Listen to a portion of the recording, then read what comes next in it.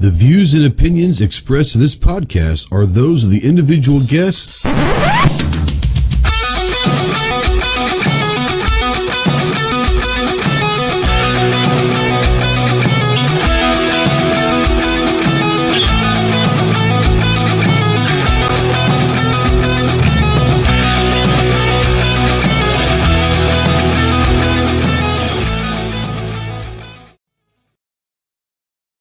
What's going on, my Go Squad? Welcome to the Armed Citizen Podcast Live. This is episode number 281, I believe.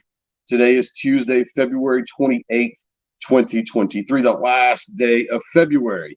We are live, as always, on YouTube. If you guys are out there live, go ahead and say something in the chat. We don't know that you're out there unless you do. If you want to text into the show, utilize the Ghost Tactical Hotline presented by our good friends Rod and Shelly Gates at Aegis Gun Care. That number is 530-364-4678.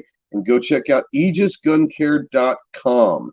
If you're a veteran, really anyone, but especially if you're a veteran and you're in that hole, you're in the darkness and you're looking for that light, call me, text me, email me 24/7. I cannot give you medical advice, but I could probably be a decent ear to walk you through and talk you through some stuff and maybe at least be a decent person to share stuff with. If you are looking for someone that can get you some medical attention, remember two things. One, you are not alone in this fight. You have a lot of brothers out here that are willing and able to help you in any way possible. And two, the world is a much better place with you in it. So please utilize the Veteran Crisis Hotline, 1-800-273-8255. Once again, 1-800-273-8255. Veterans, press the number 1 for the Veteran Crisis Hotline. As always, we're spotlighting the United States Marine Corps. If you have any questions on what it takes to earn the title of Marine, see the website, marines.com. And as always, we're a proud member of the Self-Defense Radio Network. Go check out all your favorite pro-gun, pro-2A podcasts over at selfdefenseradio.net. So I'm going to get this off of my ugly mug and bring in our special guest tonight. We met Josh, we met the guys during SHOT Show this year. I was having a meeting with Casey, and he says, I got someone you've really got to meet. You guys will get along. You got some awesome stuff. So I don't know, we talked for like an hour or so. I don't even really remember how long it was. It was a long time at SHOT, and talked with Josh and really love some of their stuff. So I was like, hey, we got to get you on the podcast for sure and talk about the stuff. We got the guys from Core Elite Ops. What's going on, guys? What's going on? Hey, how you doing? What's up, Trey? How we doing? Oh man, we're getting through. We're getting through. It's February, so it's like past SHOT Show. We're a month and a half away from NRAM, so it's kind of like that weird period. But I know you guys have been busy because I'm assuming SHOT Show was really good for you guys, was it not? Yes, yeah, it was. It was insanely busy, so it was a great time to be there. Yeah, so we've got a good crowd out there that's going to be kind of checking in. So guys, if you're out there, eventually we'll probably have Clover join in. He likes to run the back, be kind of producer, engineer during the podcast when we have guests in. So if you have any questions for myself or for the guys at Core Elite, make sure that you tag myself or Clover or someone, and we'll make sure that if the question is relevant to the conversation, we'll definitely get in there. Before we get going, guys, on every Thursday, Saturday, and Monday, you guys know that we do our Ghost Tactical polls. We have some fun with the polls on our community tab. And so, guys, if you give us a few minutes, we go through these polls, and we're going to ask you guys these questions as well. The first poll question came out yesterday, and it's got 1.3 thousand votes. Of these, are you ready? Now, you both can answer this, and you don't have to answer the same way. Of these, what's your favorite candy bar? Baby Ruth, Nestle Crunch, Snickers, or Butterfinger? What are the first two again? Baby Ruth, Nestle Crunch, Snickers, or Butterfinger? I'm a Snickers guy. Are you? Okay. I haven't had one in 5 years, but right. Out of those choices, that's the one I'd take. Yeah. Reese's. So I didn't put Reese's on there because I thought that's going to be a runaway, because there are two things. I'm not a chocolate guy. But there are two that I could eat forever, and that's Reese's and Kit Kats. If I put either one of those two, it's game over. So I put two out there that I took those two out because I'm partial, but Okay, same. yeah, I here. get it. Then it'd be Snickers as a close third. Yeah. I'm not a big chocolate bar guy. I like chocolate cake and chocolate brownies and stuff. Candy bars, I had to really be in the mood. But you give me some Reese's or a Kit Kat, I'm going to demolish those. Man, 1.3. Reese's that's like a pound, or like it's in the big daddy one. It's Yeah. like serious weight. Yeah. Do you guys like Reese's Pieces? Or are you a fan of Reese's in any configuration or just the cups? Any form, any shape or form, I'll put it in my mouth. Yeah, I'm the same way. I'm the same way. Reese's pretty good, and Kit Kat. I mean, I can go into a diabetic craze with Kit Kat, so I try to stay away from those. So, 1.3 thousand votes, 50% say Snickers. 50%. Wow. 21% say Butterfinger. 19% say Nestle Crunch. And 10% say Baby Ruth. Baby Ruth did not get much love. I guess it got like 130 votes. But yeah, I guess I remember growing up, Baby Ruth's a big deal. But I guess it's not much anymore. So I mean, I prefer Baby Ruth over Butterfingers because it just makes me suck on my molars. Because every time I eat like a Butterfinger, it gets like yeah, stuck up there. I spend the next. I love Baby. I love Butterfingers, but they're a pain in the ass. I mean, it's shitty to eat them because I mean, it's like it's a job to eat a Butterfinger, you know. 100%.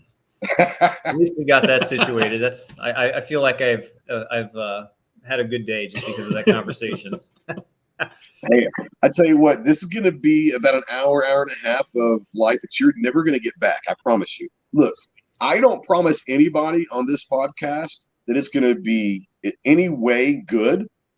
We're not promising to make anyone smarter. We're honestly just trying not to hope it to make anybody dumber. Let's just be honest about this. So you're never going to get this time back. You're never getting your money back, guys. If you're listening out there and you don't like it, turn it off now because you're never getting your money back. So no, we have a good time. The second poll question got over 1,000 votes.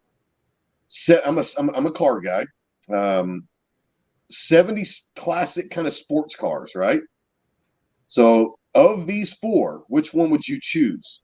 Of these four, a Datsun Z car with a 240, 260, or 280, an MG Roadster, which is like the little convertible MG, a Triumph TR6, which is pretty badass, or a Reliant.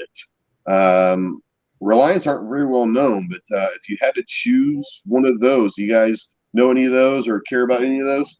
The 280 was a straight six, right? They had a couple different configurations and motors, but yeah. They had a couple. Yeah, the TX, they had the turbo and all that. Yeah. I'm a Datsun guy out of those four, for sure. Yeah. Those are just like timeless. They're incredible. My dad growing up had a 240 before I was born. Then he had a 260 and then a 280. And so I kind of grew up loving the Z car, man. They're just great. Yeah. They're beautiful. Like they're prettier now than they probably were back when they came out, you know? Yeah. In my opinion. Yeah, the GTR Skylines have always been one of my faves, which kind of grew from there. But anyway, that's what I would choose, for sure. For sure. Yeah. Let's see here. Man. Oh, 280. 280, yeah. The 280, like I said, the Z is just like I said, for me, the Z's timeless. Like, I tell you what, like you can find a 260 Z right now in decent condition. You're going to pay 40 or 50 grand for it right now. It's nuts how many people like they're collectible now. Go figure, you know. The new, what is it? I guess they're calling it the 400. It's a brand new version that's going to be next level, I think, based off. I think they're going to sell the shit out of those. I think people are like been waiting.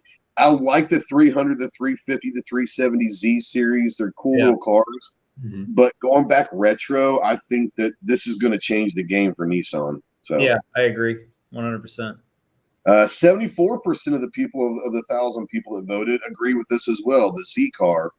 Then you had 13% was a Triumph TR6, and 11% was the MG Roadster, and 2% was the Reliant. Probably because no one's ever heard of the Reliant. It was a British car that there weren't a whole lot brought over to the States. They weren't real popular. They're pretty cool. They're more of a coupe style. But they're pretty cool. But yeah, they're just not very popular over here. Are they actually made in? Are they actually a UK vehicle, or were they made in another country? I thought that those were French. The Reliant. Well, I just know them as a UK vehicle. I don't know if they were made there, but I know that Reliant was a British company. Yeah, I think. The French make a. What did the French make? What was their? Was that Peugeot? That was a Peugeot, wasn't it? Peugeot. Yeah, they have that's definitely French. Yeah, but I don't know. The Reliant could have been made elsewhere. I've always known them as a British company, but that doesn't mean they were made there, I guess. Well, I mean, Land Rover for the last number of years were being made in India. So yeah. That's when they went downhill. I had a Land Rover back in 1996 or whatever it was. Those were the good ones, the Discoveries, man. Those were the Discoveries. Hell yeah! And I beat that thing to shit. We were out in Camp Pendleton, and we found out pretty bad. It doesn't like salt water very much. No. Anything regarding electrical with Land Rovers, that's their downfall. But everything else, that was. And when you happen to drive one into the Pacific Ocean. It really didn't like that. Yeah, so that won't help much. That's for sure. But we were stupid back in our day, so it is what it is. I still have I had an 04. He's got an 04. Yeah, I've had it since. Oh yeah. I've had it since 05. Still have it. I love that. You truck. Still have it? Yeah, I'll be buried in that thing. Yeah. Oh. Yeah. Yeah. We ended up getting rid of ours in like 2002, 2003. Sold to some friends and all that, but.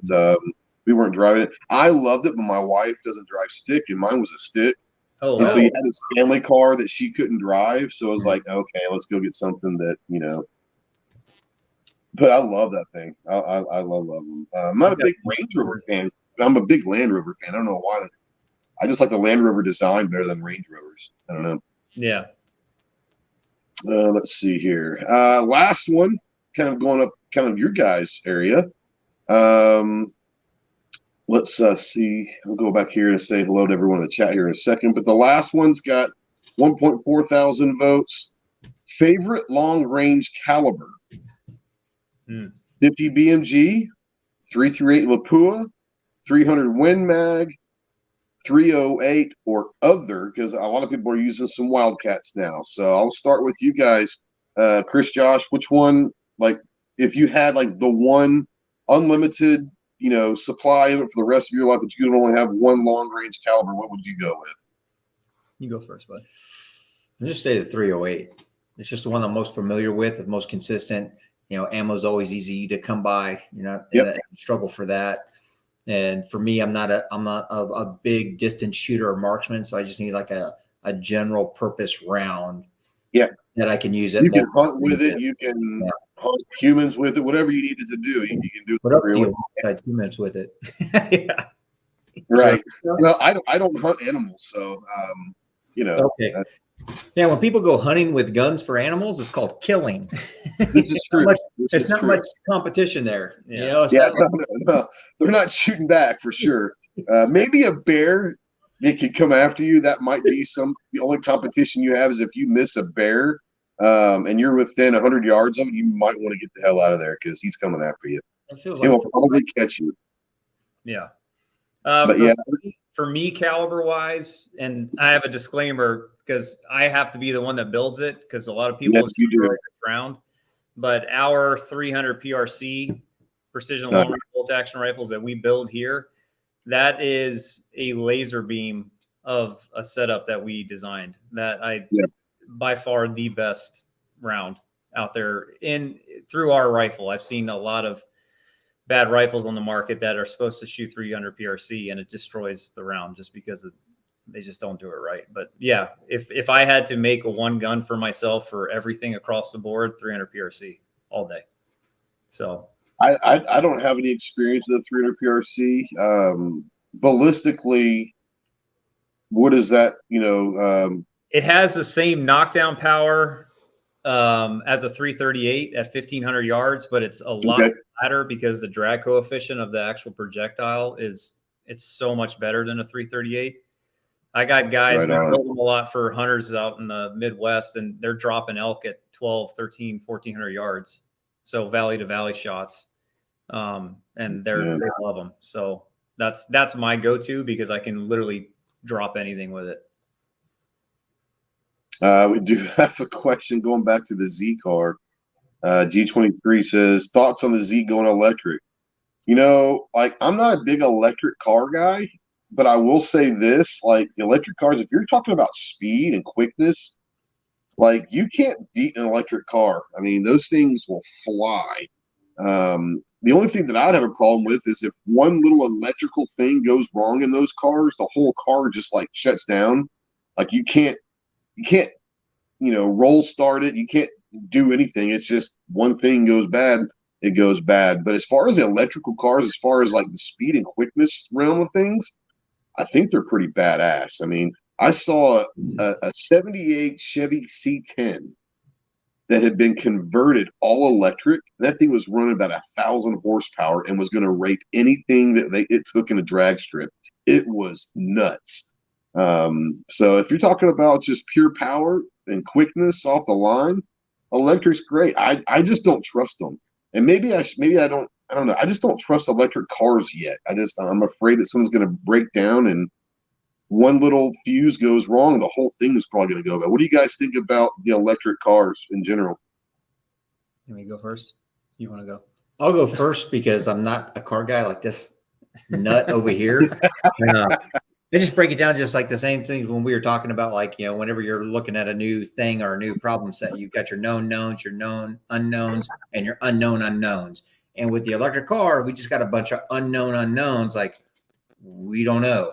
So it's if you can throw away the cash and pick it up and then have a toy, got it. But to like put your whole commute or your day-to-day life on this new thing, it's unfamiliar to me. So, maybe 10 years from now, they've proven they've gone through those problems and figured it. I mean, you never know. Mm-hmm. I'm still probably going to be a gas guy. It's just the way I am.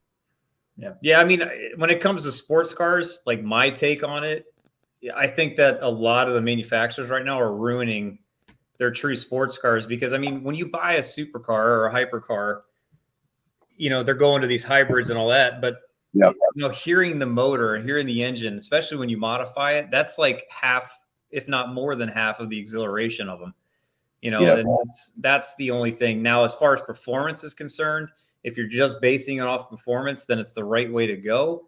But if you want it for the exhilaration and the fun and all that, there's nothing like a gas powered engine or alcohol. So are you more of like an American muscle car, or you like the drifting cars like the Nissans and the Hondas and all that? Are you like a muscle guy?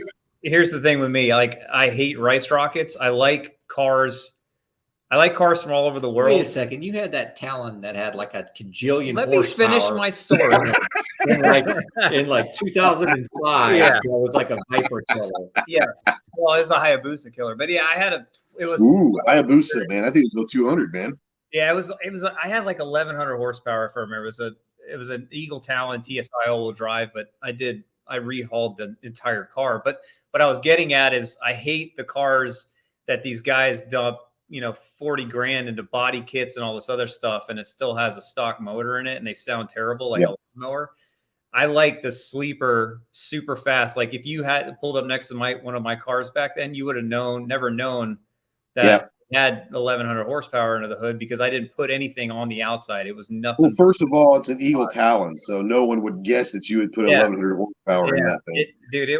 That thing was nuts. And I've built a ton of different cars. I've had a ton of really fast cars and bikes and everything else, but I'm always about the performance side of it. I don't care about all that other stuff. I like the sleeper setup. But I hear you.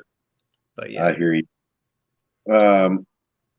For me, my favorite long range, go back to the calibers. My favorite long range caliber is 3.3 Lapua. That was, so I didn't shoot guns until I joined the Marine Corps. Like I shot a 22 every now and then, like a rifle at my buddy's ranch, grew up in Texas or whatever. But I wasn't a gun guy. I grew up in Dallas, so like hunting wasn't a thing. I grew up in suburbia. So I get to the Marine Corps, shoot the M16A2. That's showing my age right now. The M16A2, and I was like, oh my God, this is awesome. And we had to shoot a bunch of cool stuff. And then our DM, His preferred was a 300 Win Mag, but the rifle that he used was a 3.38 Lapua. So I got to shoot it a few times, and man, I just loved the 3.38 Lapua. For some reason, it just I like it better than the 50. I love a 300 Win Mag. For me, it was always the 3.38 Lapua was like the one. Like if I could have like that dream gun, going back from Marine Corps, I would have probably. He had a Macmillan 3.38 Lapua. I don't know if you guys have had much experience with the old Macmillans, but it was just awesome. Like I don't know, it was just one of those things. Then I was also 19 years old at the time, and I have had zero, experience. So it was like the first like big caliber I ever shot. I was like, oh yeah, this is amazing. Shot the 50 quite a bit, but I kind of tend to agree. Like the 308, what I love about the 308 is it's going to get you out to 1,000 yards very easily. But you can run it bolt action. You can run a gas gun with it. I mean, it's a versatile caliber. An AR-10's fun as hell to shoot. It's just one of those. It's a cool caliber that, like you guys said, you can go to any Walmart and find it pretty much any time, and it's going to be relatively cheap. Everyone will have it. So if you run out of ammo, someone's going to have it. I shoot my PRS. I shoot a 6.5 Creed, just because it was kind of what I got into initially, and it's a pretty flat shooting caliber out to they really don't go up about 1,200 yards in those matches, so it's pretty stable and all that. But a lot of guys are shooting some Wildcats out there that are just ripping it up. So we're going to get into that talk real quick. 39% of the 1.4 thousand votes said 308. 21% said 3.38 Lapua. 19 said the 50 BMG. 15% say 300 Win Mag, and 5 said other. And the vast majority of the other was 30-06, which I would not have ever considered, just because I'm not a big 30-06 guy, but that was the thing. Like there was quite a few people that mentioned 30-06. So apparently there's still some old 30-06 M1 Grand shooters out there, probably, Yeah. Nothing wrong with it. Just older tech. No. Yeah. No, I'm more into the modern stuff. And speaking of modern stuff, so guys, and we can start wherever you guys want. So I want to start like on the history of you guys, your guys' background, because I think they're interesting stories. But also the story of how Core Elite kind of became, getting out of, Josh was a SEAL and getting out and kind of looking at it as to where we're going to go next and all that. We had a great conversation in Vegas, but kind of give people the background of you, both of you guys, and then maybe the background startup of the company as well. And I'm gonna let you guys talk. Oh, okay. Yeah. So my career started off pretty much in 2001. I was in the delayed entry program while I was going to college. Wasn't doing a great job at college. I was working full time doing that delayed entry program. I think in April, May, then September 11th happened that year in 2001. So I kind of stepped past the delayed entry program and entered in December 2001, December 12th, I believe. Went from boot camp to quartermaster. It's a navigational school for A school. And then I went straight into my SWIT class. And then after selection, showed up at Special Boat Team 12. I was there for 4 deployments, screened for development group, went out there to the East Coast in Virginia Beach, screened positive. Then I, finished up my time there at Gray Silver. After those 4 or 5 deployments, transferred over, went into Special Reconnaissance Team 2 underneath Naval Special Warfare Group 10, and did a tour there, and then finished out my career last January, where I retired at the end of January at right about 21 plus years. So, and for people out there that we do have a lot of people that are military or former military that watch or listen to this podcast. But a lot of people may not understand when you say development group, dev group. Most people know that as SEAL Team 6. And so the selection for getting into Green Team, and I've got some guys that were buddies of mine that were there. explain, if you can, as much as you can, explain the difference, like, of the selection to try to get into green team, because that's got to be like above and beyond like anything that you probably ever went through, wasn't it? Is it more tactical stuff or more book stuff? I mean, what goes through selection for DevGroup? I don't know if you guys can talk about that or not. I have no idea. No, I mean, the recruitment is rigorous. They've got a whole protocol. I'm sure people can jump on Wikipedia or wherever else and get all the details of like what they screen for, how the screening processes work, and all that. When you're going into like any type of basic, NSW, Navy Special Warfare program, especially in 2001, 2002, they had, NSW was 4 dimensions. It had diving, had EOD, had SEALs, had SWIC.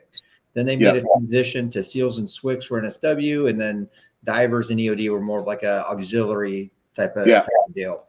But so SWIC, real quick, for out there, for the SWIC, have you guys ever seen the badass boats? Have you ever watched the movie Act of Valor, and you saw the boats come around and light up with a minigun? Those are the SWIC boats. Those are the SWIC guys, and those are some badass dudes. Badass boats. Sorry, I just want to kind of catch the audience. They don't know what that means, so yeah. So I'm a Marine, and I'm jealous of the SEALs. That doesn't make any sense, so I don't know. So at the time, it's like all you really needed to do is have an ASVAB score that was a decently high enough, and then and then pass the physical. And then once you pass the psych too, the psych eval, you had to go through all the psych. I didn't go through the psych evals. I don't know if you guys did or not. I learned the same screening for green team. Oh yeah, so I'll get there. Oh, I thought you were. But for like, so you were already on the teams. How long were you in the teams before you went to selection for green team? 9 years ish. Okay, so you've already had a long history of deploying with the teams and all of that, and now this is the next tip of the spear. Yeah, you have to be recommended before you can even get a shot. Oh, really? Okay. Yeah. Okay. Yeah. You have to. So to get in like the first tier of like SEAL, SWIC, whatever, you do the physical stuff. You do an ASVAB score, then you go to selection. That's it. Now, when you go to DAMNEC, you have to request it through your commands. Like, hey, I want to do a special program. Once they give you the ominous, and then you submit your package. Then after they review your package, then they can say whether or not you can screen. And the screening process takes a couple of weeks, and it's full spectrum across the board. When you pass that selection, you get a class number, then you show up to your green team class, and then I'd say the biggest thing they're looking for, I would say resilience for like entering the teams is kind of what they're looking for. And then when you're going through like the tier 1 selection, I would say mental. I would say it's how you think. They want to know the way you think. They want to know who you are, what your integrity is like, what your personal ethics. They want to know why you make the decisions you make. So if you're in any circumstances throughout whatever the scenario that you're going through in that selection, the biggest thing that I'd say they look for is how does this person think? Because if they are thinking a certain way, we can culture that a little bit. We can direct that. We can help you, we can get you to where we need you to get. Yeah. But I think that's probably the biggest thing that I feel they're selecting. It's so funny because like I said, I got a couple of buddies that were DevGroup. I don't know if you knew Will Chesney. I don't know if you knew Will or not. Will was the K9 handler on Bin Laden raid. He was Cairo's handler. I don't know if I'm sure you know Cairo. Yeah, he was Cairo's. Everybody knows the dogs.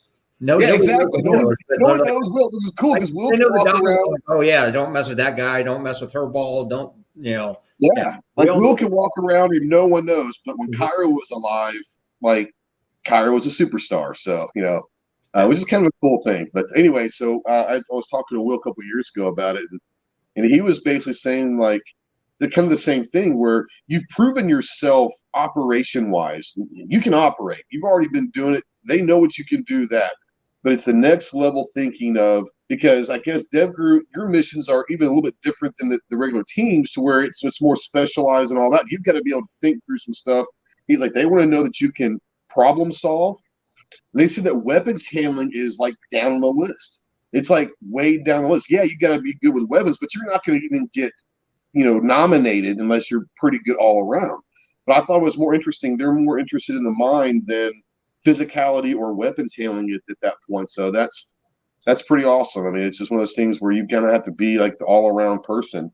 But I will say this: I mean, on the SEALs we have at Dam Neck, their weapons handling over there doesn't. Oh yeah. That's what I'm saying. They've already proven they can do all that stuff. Yeah. Like they're already there. But now it's the next level of thinking, like you said. Mm-hmm. Yeah, it's kind of cool. No, I understand that. I like to make fun of the squids, and we'll have fun. One of my friends, as you should, as I should, and you guys will make fun of us and respect us, maybe in a little bit, but not much. But we had some fun together. We did some stuff. We did a lot of teams, like 1 and 3 came up to Pendleton a lot, and we did a lot of in Combat Town. We did a lot of CQB work with them, and so we got to know 1 and 3 quite a bit. I don't think we've ever met with 5, but we were 1 and 3 quite a bit. They would come up and do a lot of training at Pendleton, so we kind of got to work with them some, and we made fun of each other. But at the end of the day, you're wearing the same flag and all that, and I think they respected what we did, and obviously we respected what you guys do. We're gonna call you names and all of that. You're going to call us names. That's fun. But no, it's when you start talking about the tip of the spear, that's a whole different ball game. It's I got out in '98, so I got out before the towers fell, but I was still in my 5 years with what I was doing. They could call me up at any time. So the towers fell, and I'm not gonna lie, when I got out, I had a pretty bad taste in my mouth. I was in during the Clinton years, and they were trying to downsize the footprint of the Marine Corps, and they were freezing promotions and not letting any lap moves happen. It was just like, it was terrible. So I got the hell out. Hated the Marine Corps there for a couple of years. The towers fell, and I was like, I got to get back. I got to go. Hold on real quick. We've got a $5 super chat from our buddy. Now, this guy's a Coastie, but he's a pretty cool Coastie. Mandatory Care out there says, keep fighting. I'll call the not wife. There you go. We do not, thank you for the $5 super chat. We do not encourage, nor do we ask for super chats, but most of you guys know that every dime of super chats goes towards organizations that will send care package to our guys downrange. Last year, we raised over $2,600 to send for care package to send downrange. So that's pretty cool. They say that the organization that I work with, they say that the average care package is about $15. So we sent almost 200 care packages downrange last year. So thank you for that. I appreciate you guys. Don't feel like you have to do super chats, but thank you for the ones that do. So green team to select, if you get selected into whatever squadron you're going to get selected, what's that like? What's that time frame? How long are you in green team before the selection? Is it like buds? Is it like a whole new buds, or is it different? So I went through the maritime mobility side of Green Team. Okay. And then you have the assault side of Green Team. And I would say comparison to buds is or basic crewman training. It's more it's more of like you're not staying there on a compound. They're not going through and tearing up your rooms. They're not beating you up because your uniform's jacked up. They want more competency. And if they come down on you, it's, there's the fuck games, and we play all those types of deals. Yes. It's more what they really get on you is competency. And, that was my, every time that I felt like I was, getting a hard time or, having feelings or whatever going through selection, it was about like, looking at the way that I was making decisions and how that they were affecting things. And then, how can I better communicate? How can I, speed up my mental process in those decision making? So I would say that's the biggest part, and then you do a lot more across the board training. So when you're, going through basic selection stuff, you're just getting kicked in the dick every day, and it sucks. But as you are getting training as you're going more, and they're watching, they're seeing how you handle that to see if they want to draft you or whatever it is, like pick you into their squadron, right? Like they're the guys that in the different squad, they're watching a lot of this results to see how you do, right? Well, yeah, there's people in the squadron that you already know At the time I was going through, I had guys that were telling me to screen and I should come out and do that. So they're watching their picks as they're coming through, but then it's also like a cohesion thing. What's the guy's personality like? Is he going to mess with us? And they kind of like, hey, we think this guy would be a good fit here, a good fit there. And then they go through and then they kick the names around the team room. They're like, hey, these are the guys coming to this next selection course, or here's the guys graduating. What do you think? And, people give their opinions of how they feel, what they think. And it's more of like a character meld. Like, hey, is he going to fit here? Or is he better fit in gold? Or is he better fit over in blue? Or, and then is it a draft, or like how does that happen where you get selected? Is it like whoever's down the most, like if we got a couple guys down, like they get a person, or how does that work? There's again, I was never like at the more of the administration leadership side there, where those decisions are actually getting made. But you've got multiple things coming in, like, hey, does this guy have qualifications? Do we need? Does he have? Does we need a medic, or we need this, or we need that. Yeah, I got you. For particularly when it comes down to like EOD guys that are going through, the selection, is those guys are hard to come by. So you got a very refined skill set guy. You might only have one or two going through like dream team at a time. So it's like, okay, what squadron needs what? How can we? Now it becomes a war. Who's getting the EOD guy? So you've got the scaling thing going on as well. It's like, hey, what's the guy's personality? Is he going to get along? What trooper are we going to stick him in after he gets to the squadron, and how we're going to do this? This is what the guys think of him, and then they make their calls. But ultimately, how it happens behind the curtain. There's a wizard back there making all these decisions. And just like everybody else, you're like, what's this guy freaking thinking? I don't know. Yeah. But, I'm sure there's, Absolutely.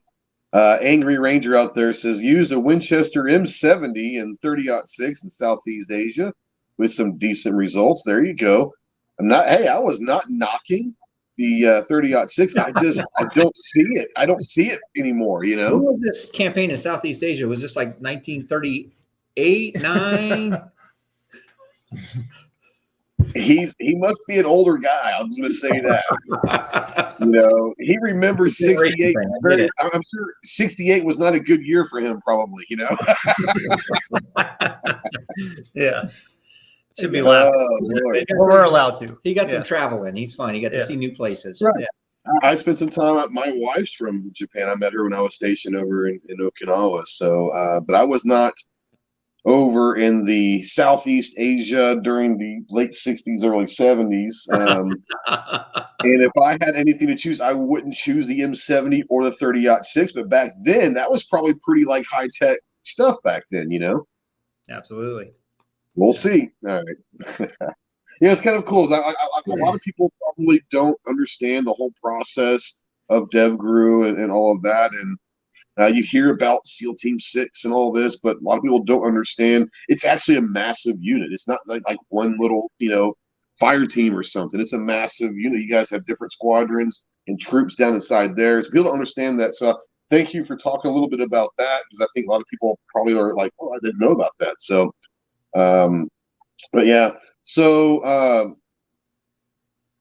you did that, and well, let's before we go on to the company, let's talk him in and talk a little bit about. I know his story is kind of cool too. So, kind of tell people your background as well, and get going into that.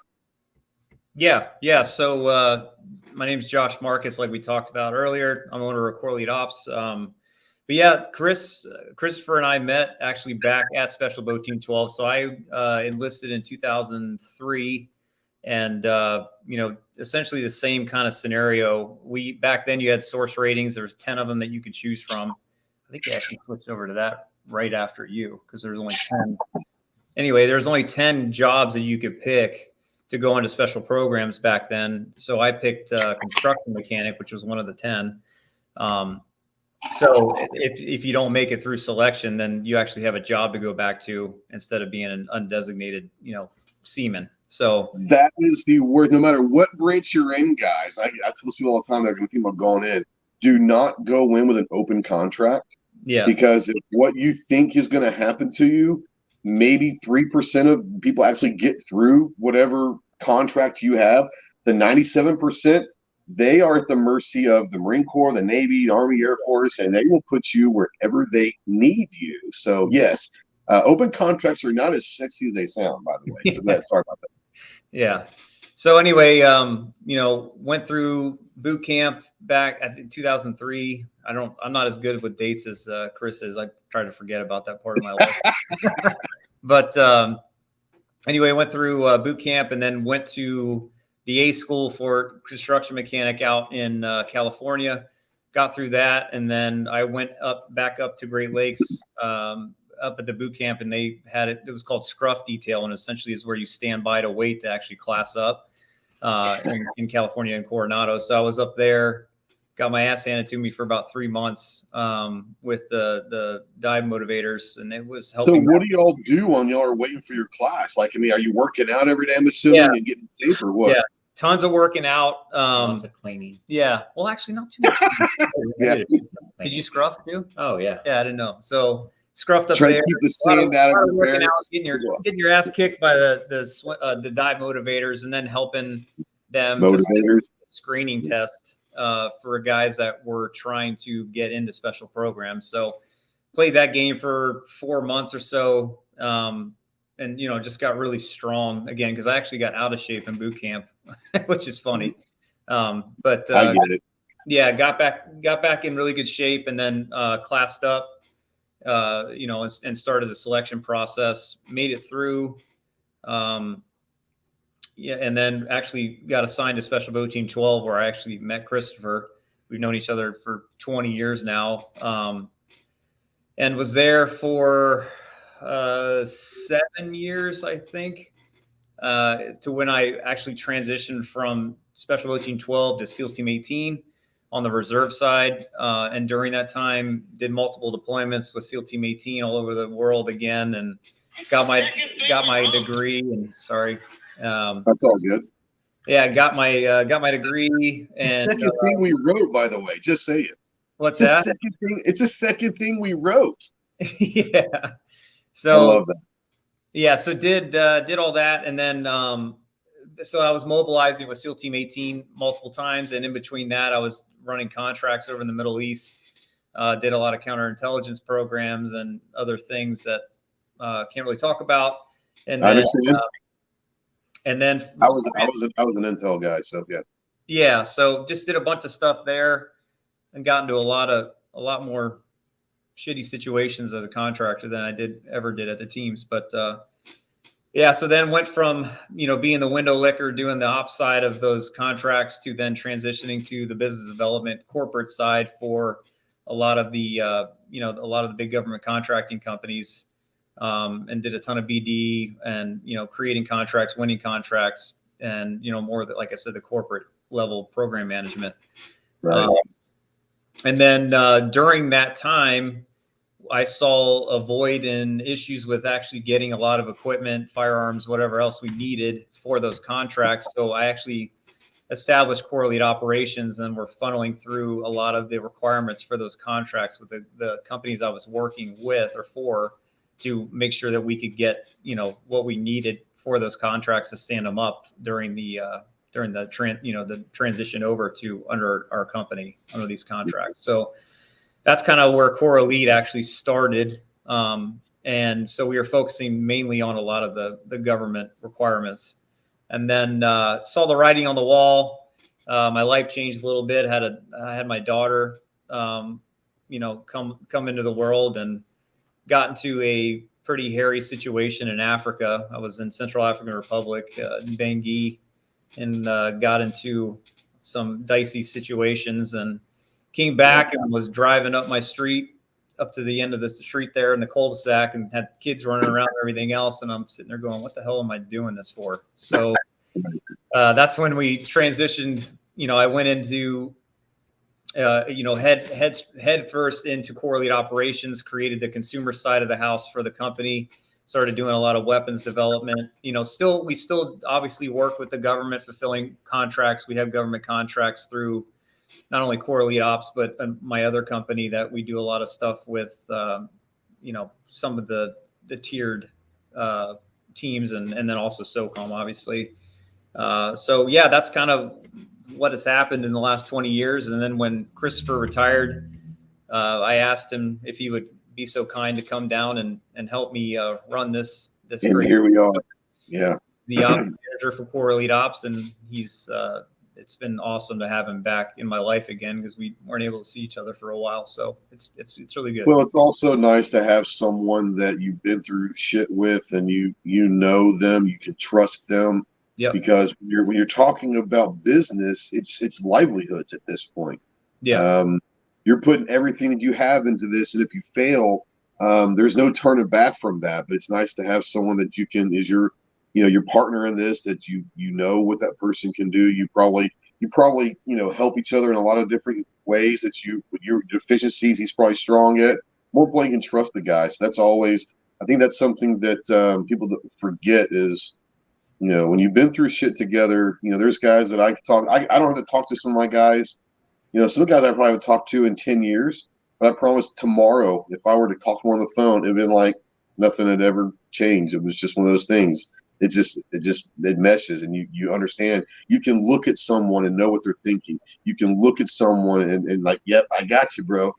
You don't get that very often in the real world. So yeah. It's pretty cool.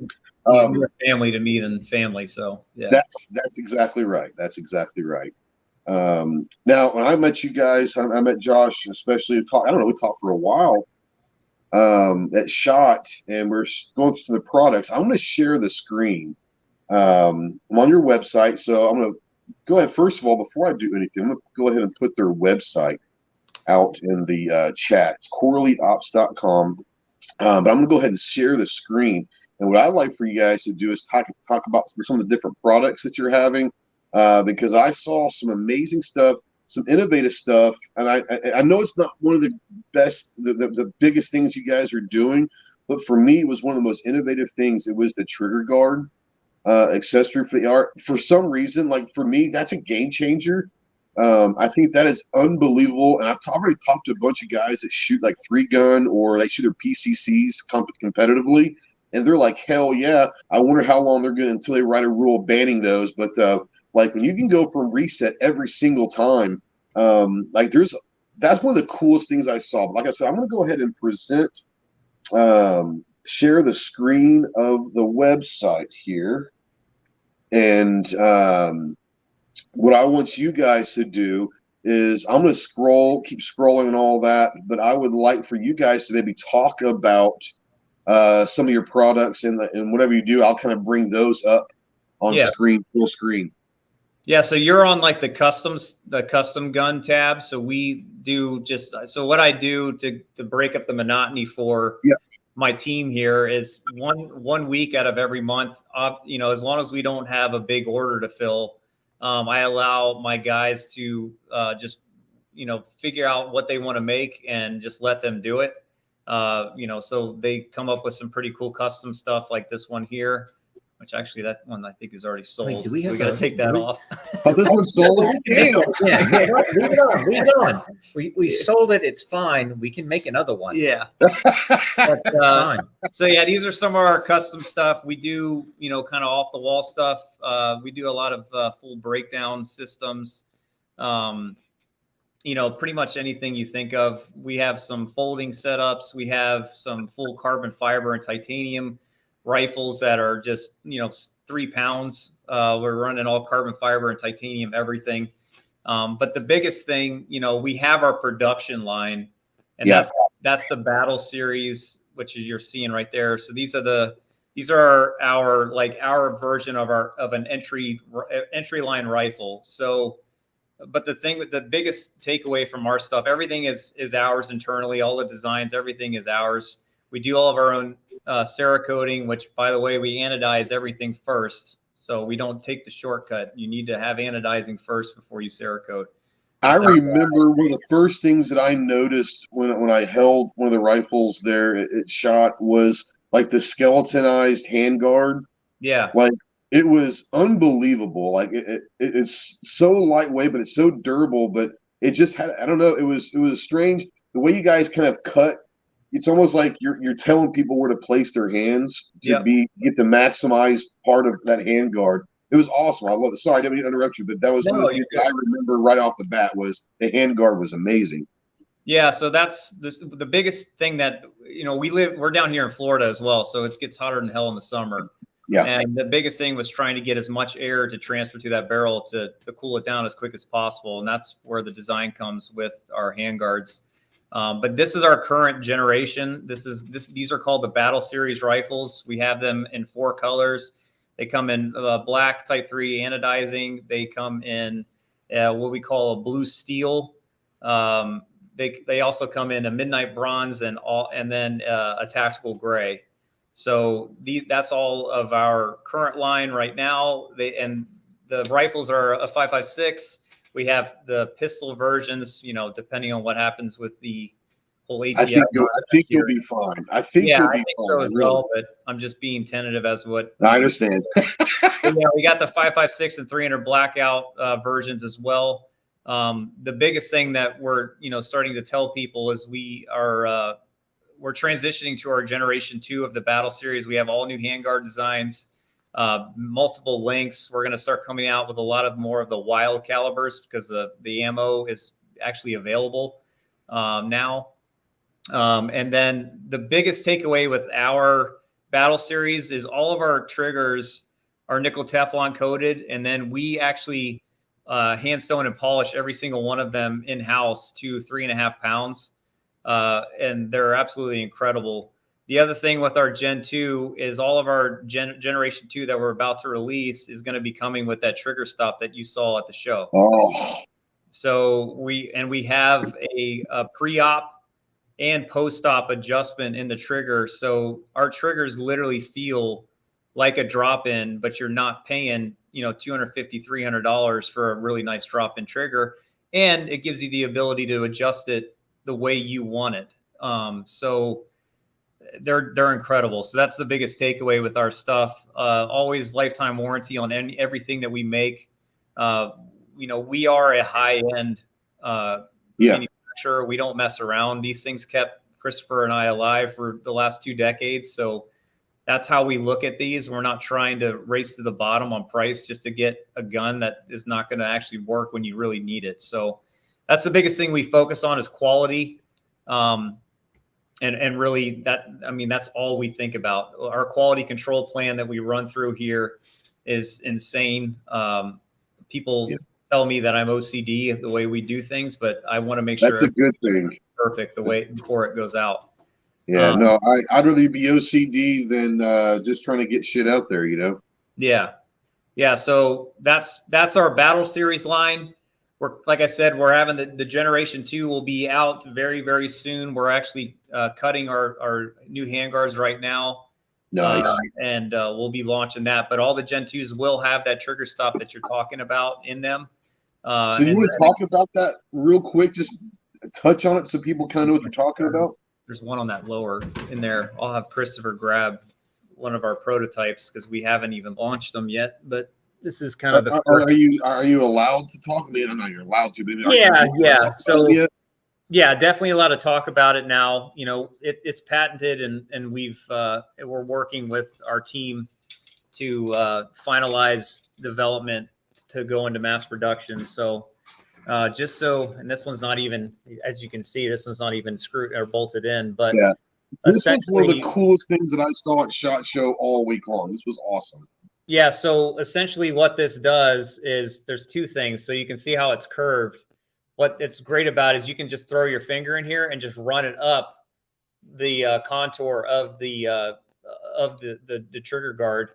And it'll put your finger exactly where you want it to be on that trigger every single time. So it's exact placement every time. Inside here, coming from behind, is where the post-op trigger adjustment is. So when you're pulling this trigger, there's no extra movement in this trigger at all. So your repeatability and fire quickly is insane because, again, we took all the slack out of the front. I don't know if you can see how little my finger's moving right now. Yeah. For the hammer to go. But yeah, it gives you the ability to adjust all your pre-op because we have our screw our pre-op screw adjustment actually built into all of our lowers for the Gen 2s coming out.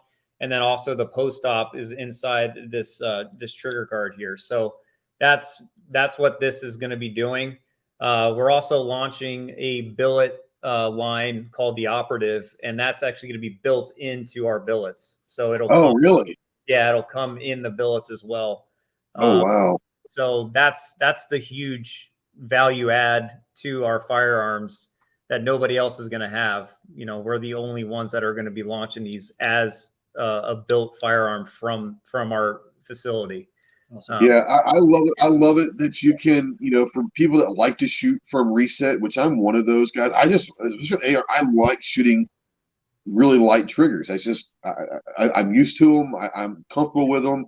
And for the people that like that, you can literally pull the trigger, go to reset, hear that audible click, and then tighten the screw, and that's where it is. I mean, you're literally, you can get it where you dialed in where you want it. Now, you might not go to reset. You might want to go a little bit past whatever it is, but you can kind of dial that in. If I remember correctly, you can kind of dial that in at pretty much any point along that reset, right?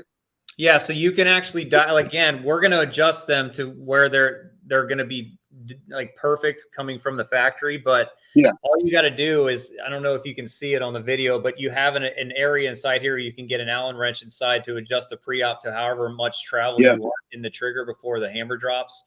And then the same thing with the post-op side of it. You can do it inside here. So, I mean, we've got it down to like you literally can't even see your finger moving. And this thing exactly. And the other great thing about this too is because the post-op screw inside the trigger guard is taking all the force of your finger and holding that trigger shoe. You're not transferring any of the weight and the pull into the two trigger pins inside the lower receiver. So there's not going to be any of that deviation and warping, and also throwing your shot off that a lot of people don't think about, because everything is going to be pulling straight through and all setting on that screw. So there's a lot of advantages to having this.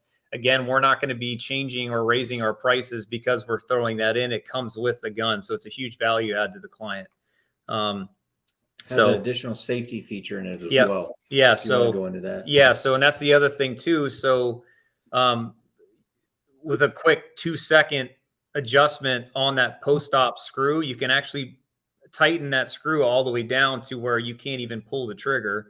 So if you're worried about your kid, it's almost a lock, right?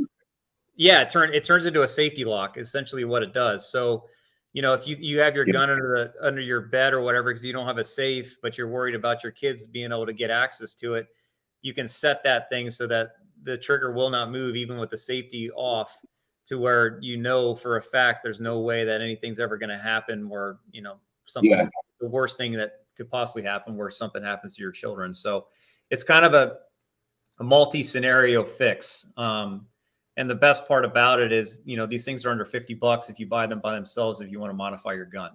So you can get a precision trigger for $50, which is insane. So that is pretty awesome. Yeah. So that's what we're going to be launching all the Gen 2 stuff with. It'll have all those, and not only the billet sets, which will be built in, obviously, because it's a billet receiver, but also in our forgings. Right. Let's bring this up. Mandatory Carry says, why does everyone hate basic black and iron sights?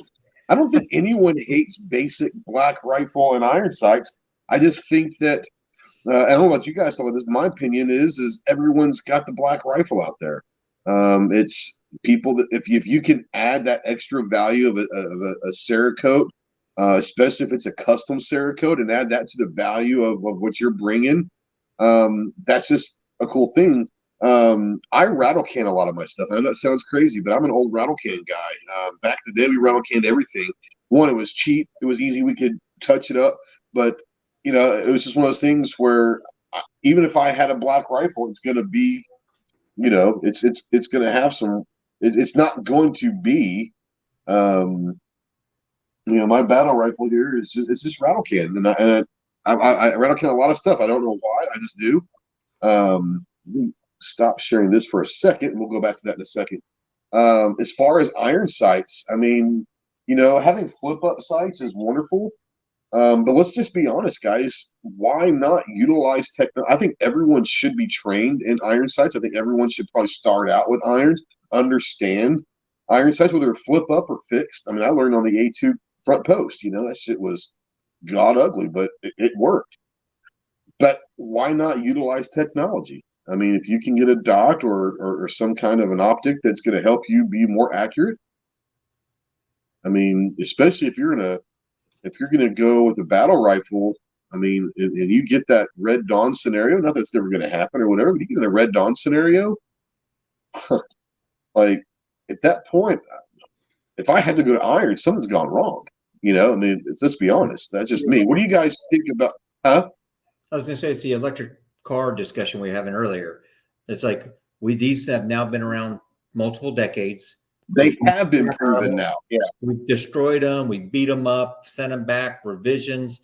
Now, like your average hobbyist can throw a battery in their rifle, throw it in the gun in the safe, not look at it for 6 years, and then pull it out, and the gun sight still works. So it's, Yeah. And Angry Rangers. Go ahead, man. Go ahead.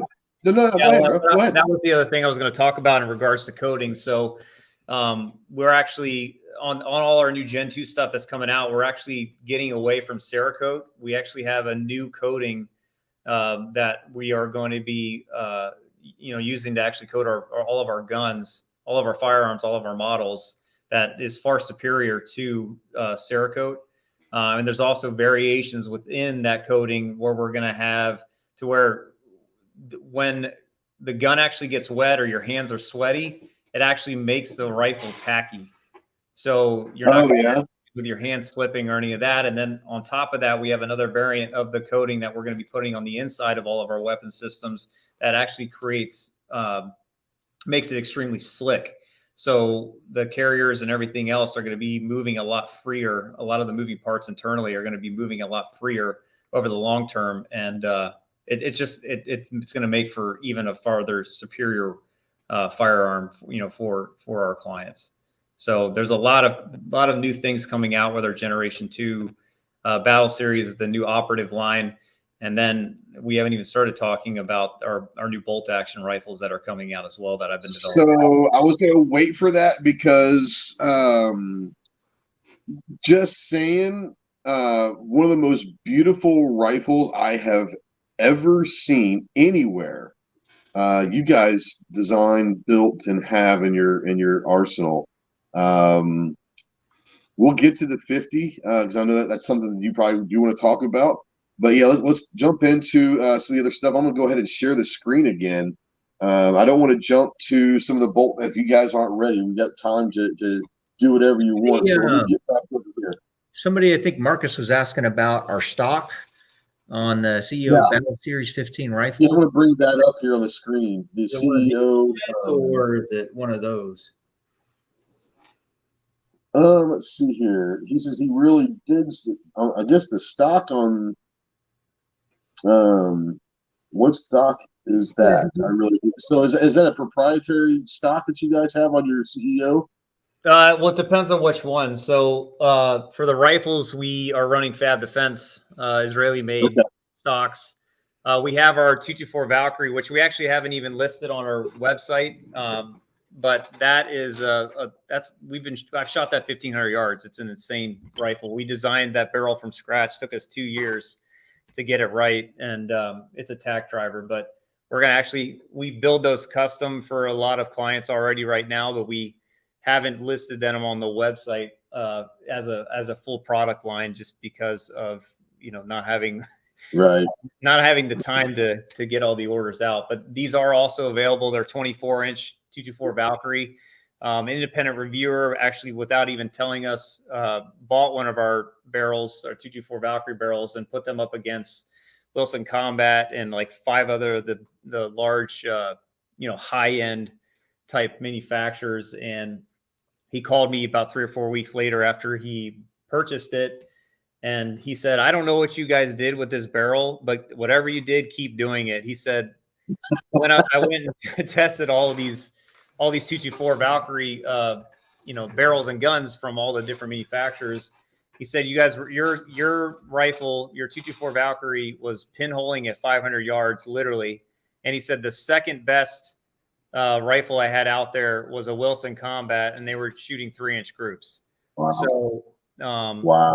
Once he released that, we sold out of all the inventory we had in the Valkyrie, and now we're ramping up because we're going to launch that as part of the production line for the Gen 2. But it's So let me ask you this, because the biggest problem that I think, from my opinion, the reason why the Valkyrie hasn't taken off like I think people thought it would is because they really couldn't get the twist rate down and get that solidified. You guys are even just that. Part of it was the twist rate. The other part of it was the way our chamber is modified. It's a proprietary reamer that we use, that we developed about 4 years ago now. And that was the biggest issue, because they just weren't done. All the big manufacturers were running off of a SAMI spec standard reamer, and that's where essentially the industry ruined the round. That round is incredible, and everybody was trying to blame the round itself, but it had nothing to do with it. It was the barrel design that these people were, a lot of these companies were releasing to the market. So that was the biggest thing that we did, is we don't try to rush to be the first ones on the market for a lot of things. Yeah.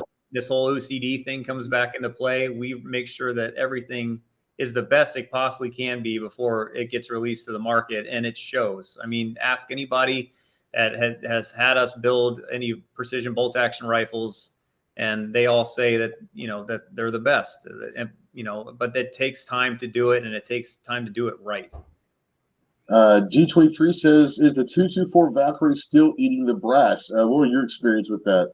Not on our rifles, no. We shoot the 95 grain all the way down to 55s, and even custom weights. And again, our stuff will run through all of it. It's not an issue. So, if it's something that somebody's interested in, just have them call us, and we'll walk them through it and either build them something or sell them a barrel, and they can do their thing. But we put our money where our mouth is, and I'm telling you, it's going to be the most accurate AR platform you'll ever buy.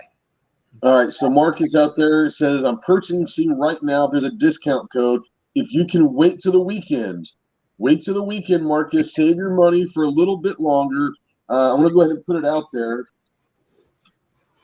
GT10 is pretty easy. GT10, like Ghost Tactical 10, will get you 10% off of everything over there. So if you can wait a few days, Marcus, then yes, there is the discount code. I was going to wait till later, but since you brought it up, let's go ahead and announce it, and I'll bring it up publicly later. Use discount code. Hey Trey, your audio is kind of funky. Yeah, it just sounds like you just went into a tunnel, bud. I'm leaning over. Is that better there? No. Nope. Yeah. Stand by.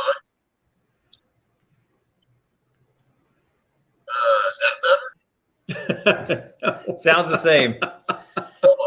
We can still hear you, but just maybe it'll come back. That's strange. Yeah. But anyway, yeah. So again, if anybody has any questions, they can just go on our website, coreleadeops.com, and our phone number and everything else is there. Just give us a shout, and we can help you out. And like I said, we'll be launching these as the Gen 2 setups here very soon, but we have them, we can build them right now. Two of them are like all-time favorite guns. Well, we're not going to talk about the 50 because that's just not fair. But the our BRNs and the Valkyrie, I think by far people have the most fun shooting those guns. Our BRN and the Valkyrie, they just shoot those guns all day long. So let's talk a little bit about the BRN then. Yeah, so we took the BRN 180s from Brownells, did a little modification and work to those uppers just to clean them up a little bit and made them a little bit more smooth. And we're running them on our FSC 15 lowers and drop-in triggers, all the Gucci high-end parts.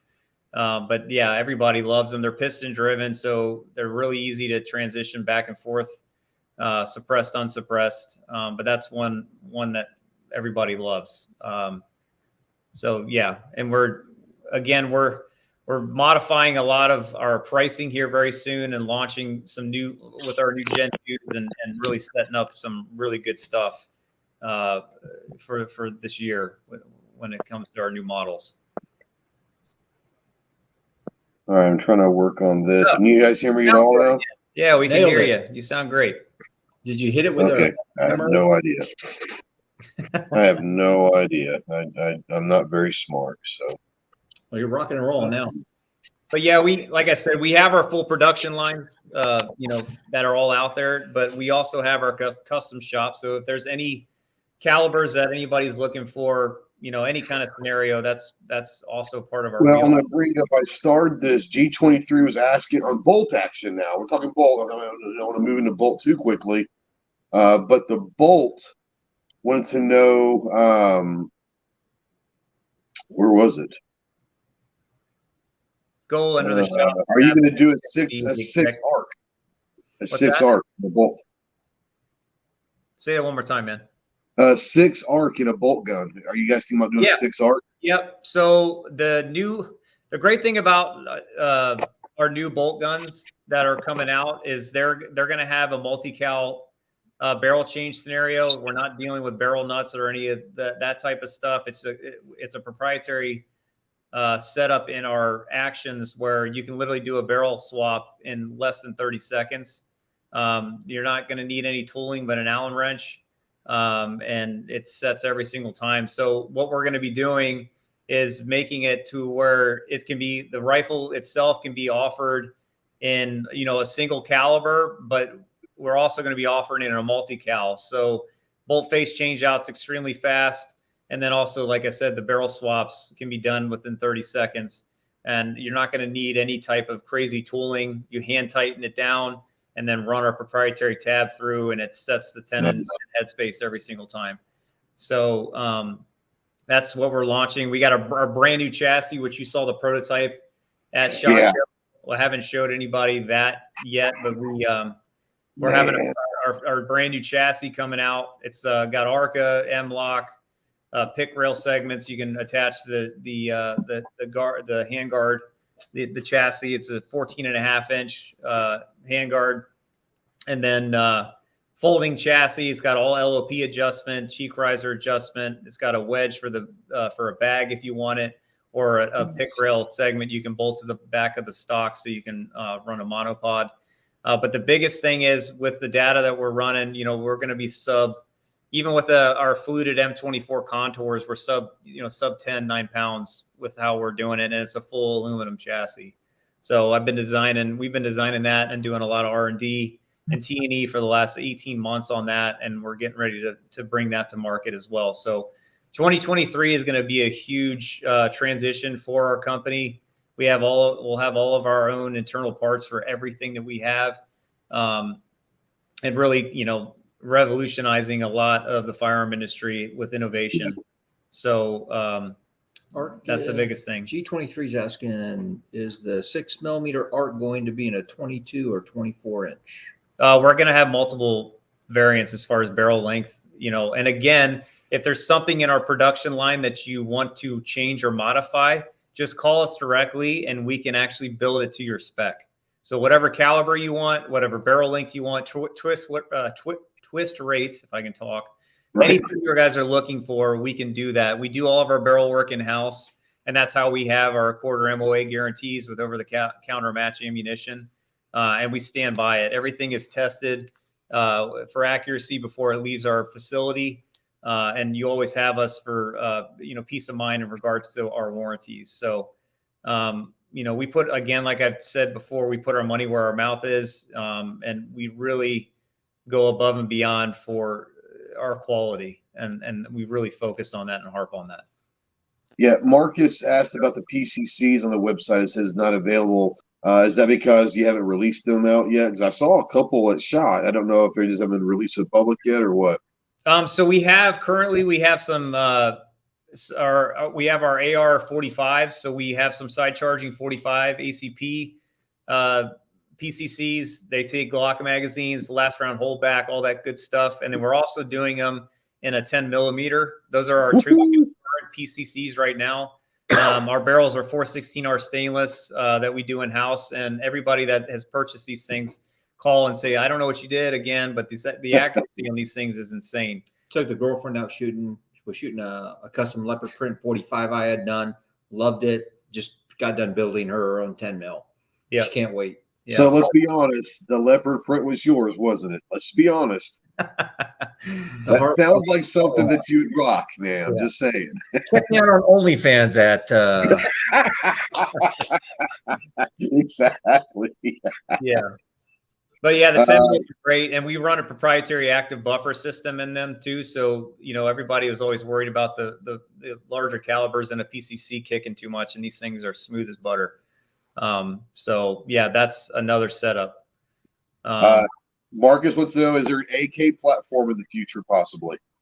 So we build that on our custom side. We run full billet AKs already now. Again, the whole guarantees of accuracy. We have a half MOA guarantee. We don't do any stamped AKs. It's just as far as quality. I don't like selling guns that can't, hit the side of a barn. So, but yeah, we do build them. They're not cheap, but just give us a call. We build them from scratch. But they're awesome. It's all billet frames or all billet receivers. So, yep. So let's talk some bolt action now. Bolt guns. Which one do you want to start with? You want to go the executive or what? Yeah, that's fine. We can start the executive. So the executive is going to be replaced, like I said, with our new line. They're great rifles. We're running M24 contours. Again, guaranteed quarter MOA accuracy with over-the-counter match ammo. But that's our executive line. We had two of those at SHOT Show that we were showing off in the center of there. Great rifles. We have some really cool variants that we do with those as well. But that's our current offering. You had I don't know. Did you guys do all the muzzle brakes and all the rifles you guys had? Because you had some crazy ass muzzle brakes at the show. Yeah, so the one that's showing here, we ran dead air stuff, but we have all of our muzzle brakes on our AR platforms, and we run them as well if people ask them. We went through 22 iterations of design on our muzzle brakes, and they're absolutely incredible. As far as you're not going to get any muzzle rise for secondary shots. I've had a lot of competition shooters talking about how they had the way that they shoot because they were compensating for muzzle rise on the secondary shots, and now they don't have to. Right. So yeah, really cool design. They work incredibly well, and people love them. So, but like I said, with our Gen 2s, we're going to have a lot of other options as well. We're going to run diffusers and muzzle brakes. We'll have the options between the two. Oh, okay. So you can get either one you want. That's good. Yeah. That's pretty cool. That's great. There's these out there that they say it's too loud when they're indoor shooting. So we'll give them the diffuser option. Oh, those folks I can still hear. Yeah, those guys. Yeah, who? What'd you say? Yeah, yeah, exactly. But some of us don't have to worry about wearing ear protection anymore. Yeah. But yeah, so so the executive comes in 308 and 6.5 Creedmoor currently with M24 contour. So they're awesome rifles. They're great, but we're always striving to have something better, and that's what we're about to release. So gunpowder beauties out there. We'll do a secondary show together to debut these things. Oh, anytime. Yeah, gunpowder beauties out there, and she says that looks like a great Mother's Day gift. Absolutely. Yes, it does. Absolutely. Let's move on then to what you don't love your mother. Yeah. Right. Good. Yeah. All of our bolt guns come in Pelican cases. They're pre-cut, so you have all the area for mags and storage and everything else. So that's one value add with our rifles too. They're not just going to show up in a box. They're all ready to go to take to the range in a Pelican case. As you can see, this one of the pictures below. There we go. That's what I'm trying to get to. Yeah. There we go. So there you go. All set and ready to go. Already pre-cut and everything for you guys. You don't have to worry about it. You can't beat that. You can't beat that. So this is the tactical precision line. CEO. Obviously, it does not include, like he says, it does not include the bipod scope tripod. I hope people understand that. I hope, just saying. Yeah, so we have some international clients actually testing these right now to fill a contract. But same thing, guaranteed. Our accuracies destroy everybody else out there as far as our guarantees are concerned. Yeah. And they're incredible. So this is the 338 Lapua Magnum. We have it in the tactical variant, which is a fluted stainless 416R stainless barrel. And then we also have the lightweight variant, which is all carbon fiber. Carbon fiber, man, that could be badass. Yeah. So I'm a big carbon fiber guy, so Yeah, absolutely. So we're slowly pulling these down as, like I said, we're right at our transition right now to be launching all the new stuff. So yeah, it's an exciting time for us right now. She wants to know if it comes in turquoise. Yeah. I bet you probably could make that happen, couldn't you guys? Absolutely. No problem. Any laser engraving or Cerakote work, any patterns, literally the sky's the limit. So however you want to trick it out the way you want it to make it, your personal, put your personal touches on it, we can make that happen. And you guys do that in-house, so it's not like you're having to wait to send it off and let someone else do that. You're doing all that stuff in-house, I'm assuming? Absolutely. That's awesome. That doesn't happen very often. If folks want to get a better kind of like feel of what a lot of our custom work, if you guys, there should be a link on our website for our Instagram. A ton of custom stuff there. A lot of the bolt guns, you see them in action. So if anybody wants, if you guys want to check that stuff out, like, give it a look. There's a million different options you can do, and we can all take care of it in-house. Yeah, they do a lot of stuff over on Instagram, and they do some really cool stuff. Really just amazing work. Whoever's doing your Instagram does a great job. I don't know who that is, but you need to say great job, because they're awesome. I told you. Yeah, value added all day. So yeah. And then the so G23 was so they can do channel logos, maybe engraved like their YouTube channel logo on there. Yeah, absolutely. Not yours, G23, but in theory, yes, they could. He's a 40 Smith & Wesson guy, so I really don't acknowledge him as a human being. He's an odd dude. So yeah, I mean, anyone that swears by 40 life is just I can't take him serious. So that's what it is. That's funny. Yeah. So Gunpowder says, I need a turquoise with engraved that says Gunpowder Beauty, so Tardot, her husband, doesn't try to steal it. I promise you, when you see this rifle in person, it doesn't matter what color it is or what's engraved. He's gonna try to steal it. I'm just saying. Yeah. Just saying. Like I said, when I walked into the booth and Casey was like, "Hey, I gotta show you over here," I was just like, "Oh, now okay, I'm in my zone." And I love all the stuff that was in the booth. You got several companies that are under the Hyperion umbrella, but I get excited when I'm looking at gas guns, bolt actions.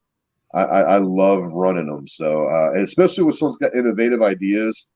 I'm going to bring this up, and I know that it's going to be one of those. I just want people to see it. I just want people to see it. Truly, in my opinion, one of the most beautiful guns I've ever seen in my life is their 50. Now, the one that I saw had a crazy ass break on there as well. I think that's one you guys designed as well, wasn't it? Yeah. Yep. But I just want people to see this 50, because I don't think they truly understand what beauty looks like until you see that. Now, is 50 the one that everyone is going to be needing in their lives? Is it the most does it make much sense to have?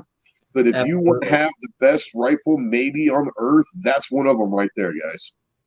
Yeah. So the reason why we developed this was obviously both Christopher here and I had to deal with carrying the Barretts around, and those loaded out with your full loadout as well. It's just not the accuracy isn't there. What was that, about 25, 26, 27 pounds or something like that?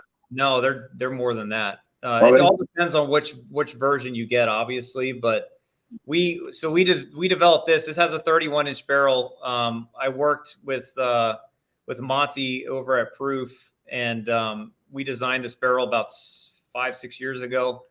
31-inch blank. We bring it in, do all the chamber work, all the tenon work, muzzle work, and then obviously we make our muzzle brakes in-house for these things. It is the lightest 50 caliber made. They're only 18 pounds. I can attest that it was incredible. I had you said pick this up, and I was like, okay, how light can it be? Crazy light. Yeah. So this is our generation 1. Our generation 2 that we're going to be launching after our short action, medium action bolt gun line. We're going to come out with this, but it's actually going to be even lighter than that. We're 3D printing the new muzzle brakes out of titanium, and doing some more advances, innovation in the generation 2. We're trying to get it down to around 14 pounds, 15 pounds.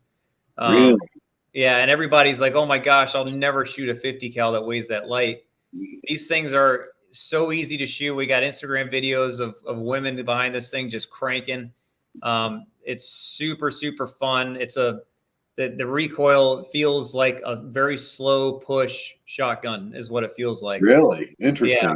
Yeah. And the accuracies, you're going to be blown away. We're shooting 3-inch Kongs or at 1,000 yards to the point where it's boring. It's so easy. So I'm assuming like the carbon barrel has a lot to do with taking a lot of that weight off. A lot of people don't understand that a carbon fiber barrel is the future. People are like, most guys that are running like in that long range PRS game that are at the top, they're all running carbon now. It's just kind of like the way of the future, I think. Yeah.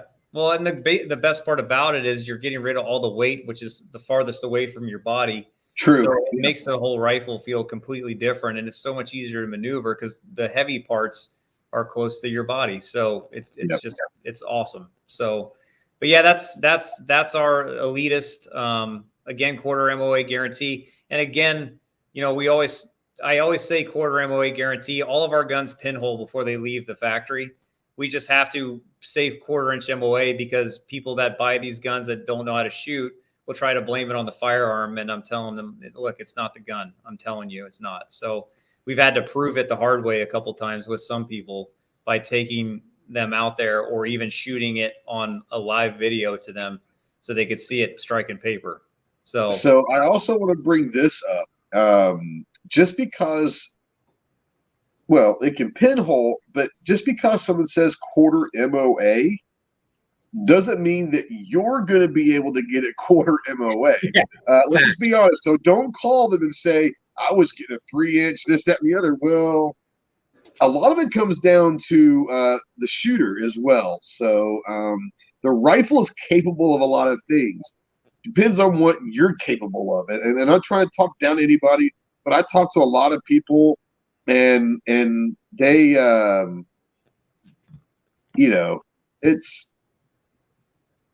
it's not the rifle, guys. I hate to break that to you. It's what you can do with that rifle. I'm not sure what's going on, guys, but Angry Ranger out there.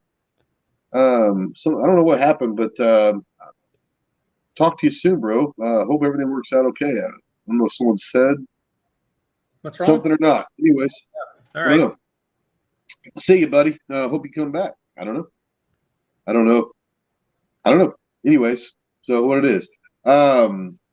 You guys are also doing not just the firearms thing, but you're doing a bunch of other stuff as well. Do you want to go into, like, what I'm saying is you're not just selling the full together rifles. You're selling parts. You're selling chassis. You're selling triggers. You're selling muzzle brakes and all that. So people can, if they want to try out a muzzle brake, they can go on CoreEliteOps.com and pick up a muzzle brake, or the Trigger Tech trigger that you're putting in your rifles. They can pick that up. You get will they be able to pick up like the trigger guard, the trigger stop, and all that? Will that be available independently, or do you have to buy the rifle?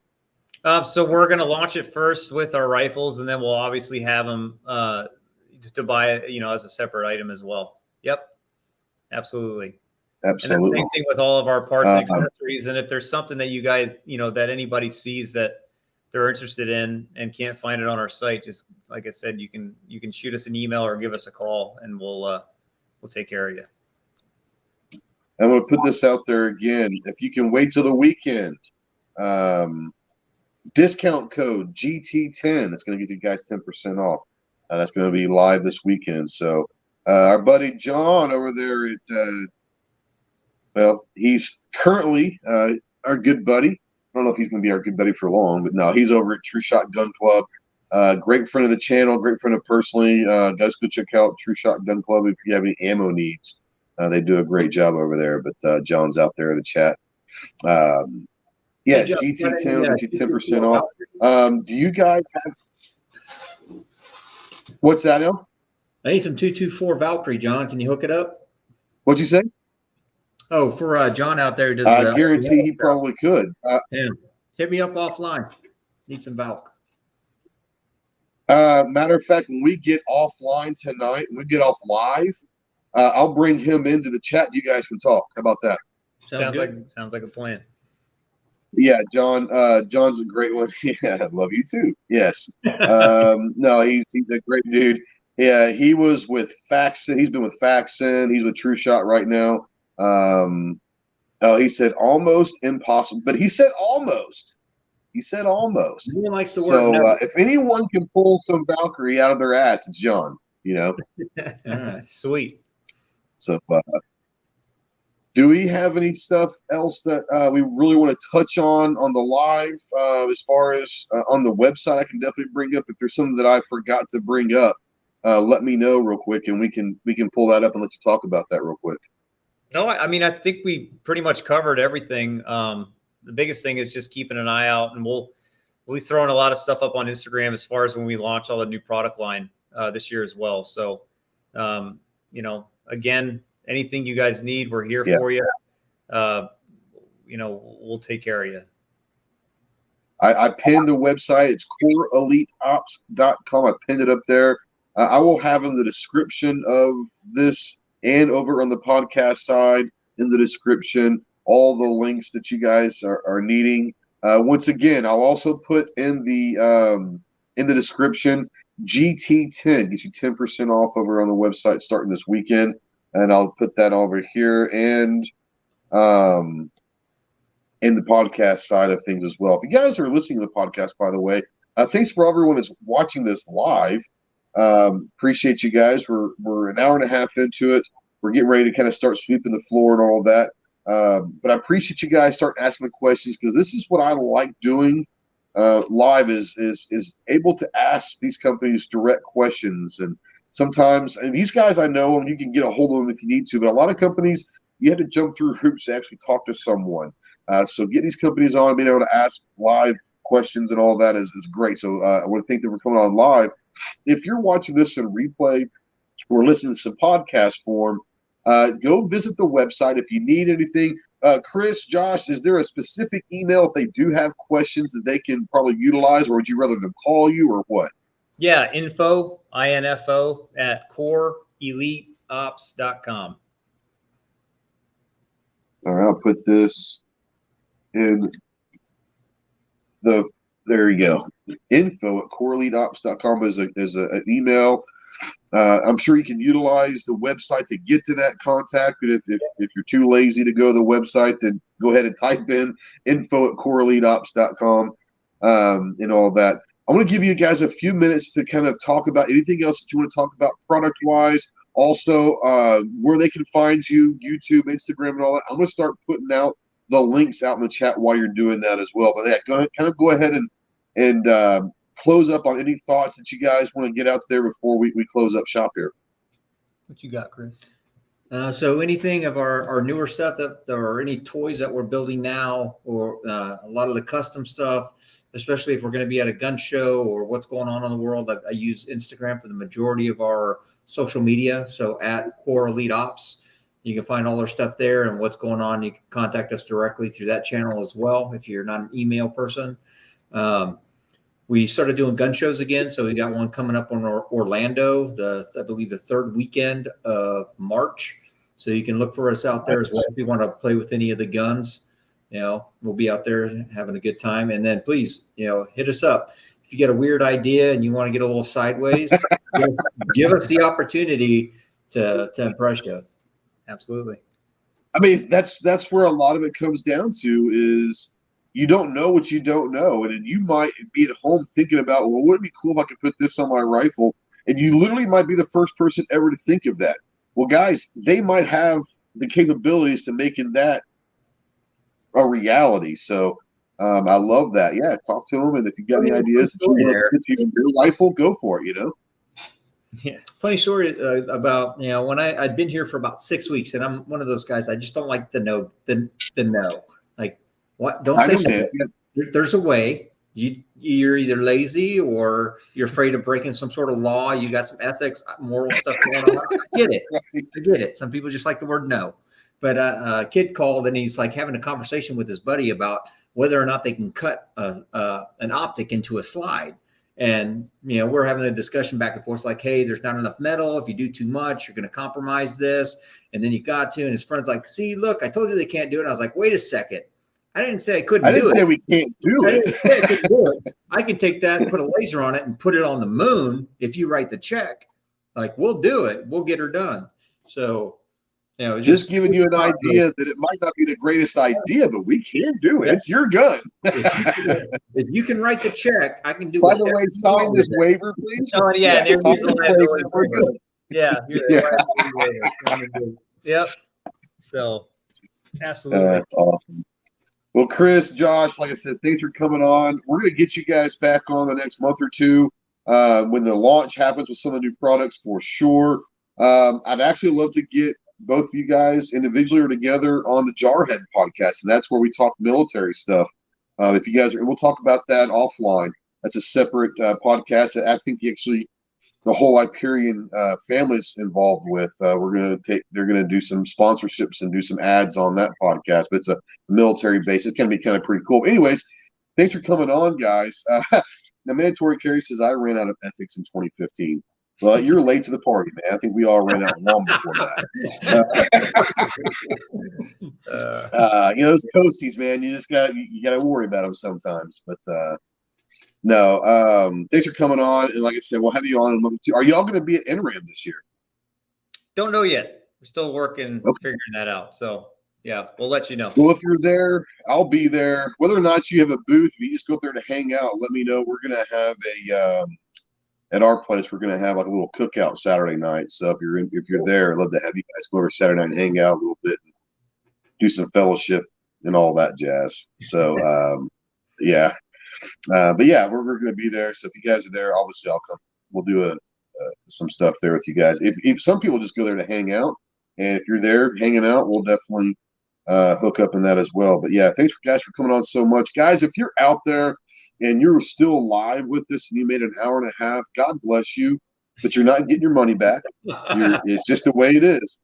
I don't understand why people watch our shit for an hour and a half, and they really must be bored, but thank you. If you're watching this in replay or listening to this in podcast, remember the conversation does not have to stop here. Utilize that comment section. Let us know any comments. If you have any questions for myself or for Chris or Josh, leave those comments down there, those questions in the comment, and I'll make sure that they get those questions and I can get them answered for you pretty quickly. More importantly, go check out CoreEliteOps.com. You can you can find all their social media from there. Or just go to like Instagram and just search Core Elite Ops or Core Elite Operations, and it'll pop up pretty quickly. You can send them DMs because we speak through DMs, so they actually do like read their DMs and answer questions and talk through that. So if you guys are looking for an info for email, info@CoreEliteOps.com. Remember, starting this weekend, utilize 10% discount code GT10.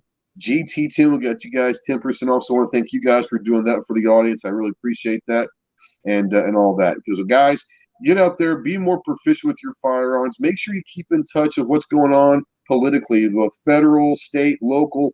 Make sure that no one is pulling the wool over your eyes and making sure that you're going down a road that you don't want to go down. Our good buddy Kyle from over at Anderson. What's up, Kyle? Jarhead, but he does some stuff. He works for Anderson over there and does some really cool stuff.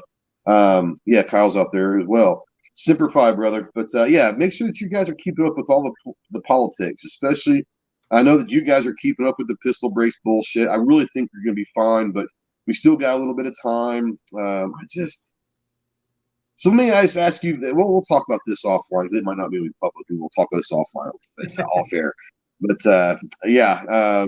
Make sure that everyone's watching that. Make sure you're getting to the range. Make sure you're taking someone new to the range. Show them a safe and fun first adventure to the gun range. You never know. They might have been anti-gun. We might be able to turn them into an ally if we show them how we are. We're serious about gun safety. We're serious about having fun. More importantly, we're serious about our rights and freedoms of being American, one of which is to carry and bear arms. So, guys, thank you so much for watching, listening, and all of that. We'll see you soon. Semper Fi.